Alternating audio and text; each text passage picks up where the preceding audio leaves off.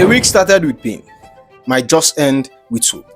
After a disappointing night in Azerbaijan, the focus turns to Wolves at Stamford Bridge. Today we got updates on Lavia and a big return waiting after the international break. But before we dive into this video, if you are new here, welcome to the channel. But if you have been following me for a while, you know the drills. Help your boy get to that 10,000 subscriber mark. Let's dive into it. We have got both good news and bad news coming out of Cuba. So let's start on a positive note. Kupama is progressing well and ahead of schedule. Chelsea staffs are planning for a cameo versus Burnley. With optimism, he would be ready for his first start versus Barcelona in the Champions League, a key boost for Chelsea. After 4 long weeks out, it's finally looking like we are going to be getting our star boy back. Palmer has been recovering ahead of schedule, and if it all goes according to plan, he will be available right after the international break, potentially against Barcelona. That's a massive boost for us, especially heading into such a crucial stretch of the season. Let's be honest, we have missed his creativity, his calmness on the ball, and that cold-blooded finishing. When Palmer is on the pitch, Chelsea looks like a completely different side. His return could easily change the tone of our campaign. But now, for the bad news, and it's a tough take. Romeo Lavia will be out for multiple months. The injury suffered is a serious issue, and the club are already exploring midfield options ahead of January window. A new midfielder is now considered a priority. After 8 minutes against Qarabağ, Lavia pulled up, holding his leg, and it's now been confirmed that that injury is serious. Earlier signs suggest it's a quad problem rather than another hamstring issue, but either way, it's another huge setback. Maresca himself admitted how he felt. We feel for him. He's not able to be fit for a long time, and when you look at his injury record, it's worrying. It's 8 days out earlier this season with a muscular strain, 51 days for a hamstring issue in January, and over 180 days missed last season with a long-term hamstring tear. It's been one setback after another, and now Chelsea are looking into the market for reinforcements, with a new midfielder being treated as priority. Let's be real, it's devastating for Lavia. He's got unbelievable talent, but his body doesn't just allow him show it yet. For us as a team, it's another reminder that depth and reliability in midfield are non-negotiable. So let's sum it up.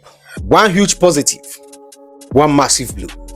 Kupama is back soon, and that's everything we want to hear. Lavia out for months, and that kind of news changes plan behind the scenes. So while we are still processing the highs and lows from Cuba, with Palmer's return on the horizon, and Lavia facing another setback, there is no time to breathe.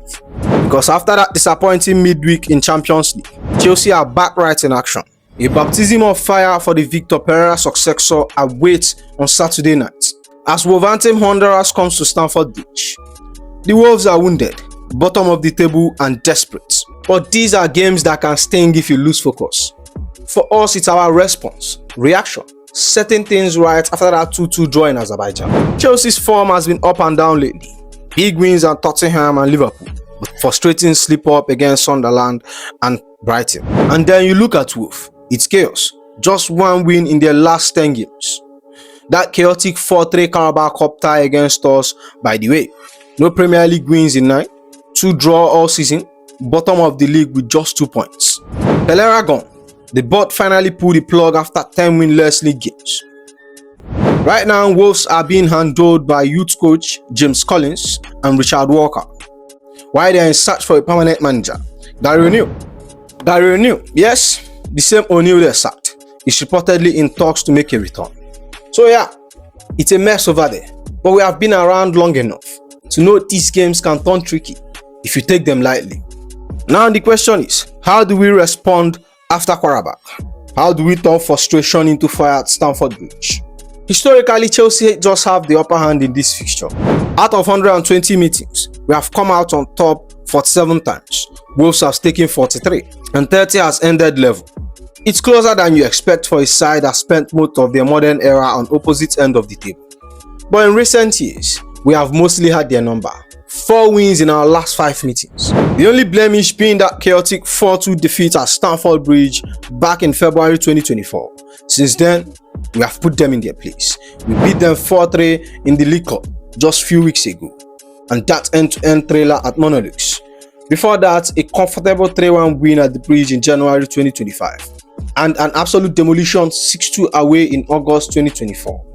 The last bit of joy came over here, that 4-2 shock at Stamford Bridge in February 2022 and a 2-1 win at home in December 2023.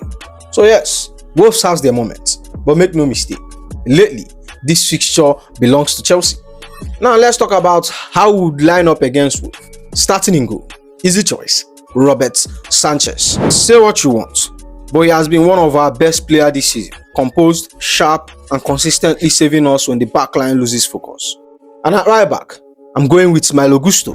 He didn't start in the midweek, and honestly, I would be shocked if James plays 3 games in a row. We can't risk him yet. And then at the heart of the defense, Wesley Fofana and Josh Achampong. Let's be real, our centre back has been the most inconsistent part of this team, but Fofana when fit is one of our best, and Achampong has been nothing short of sensational. The kid deserves every single minute he's getting. Left back, Marc Cucurella. And I'll say it again, how can you start a Premier League match without the best left back in the league? His form, his energy and aggression has been top class. In midfield, no debate, Moises Caicedo and Enzo Fernandez as the double pivots. It speaks itself. When these two are unsung, Chelsea control the tempo, no question asked. And at right wing, I'll be going with my star boy, William Extova. Arguably our best winger right now, and it's about time he gets a proper run in the Premier League. He's electric, fearless on the ball.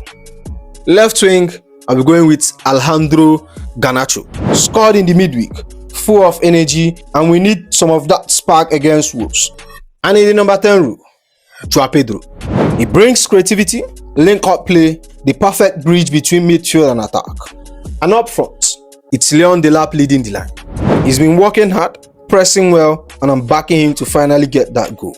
So here is the full lineup: Sanchez, Gusto, Fofana, Achampong, Cucurella, Caicedo, Enzo, Extova, Joao Pedro, Garnacho, and Delap.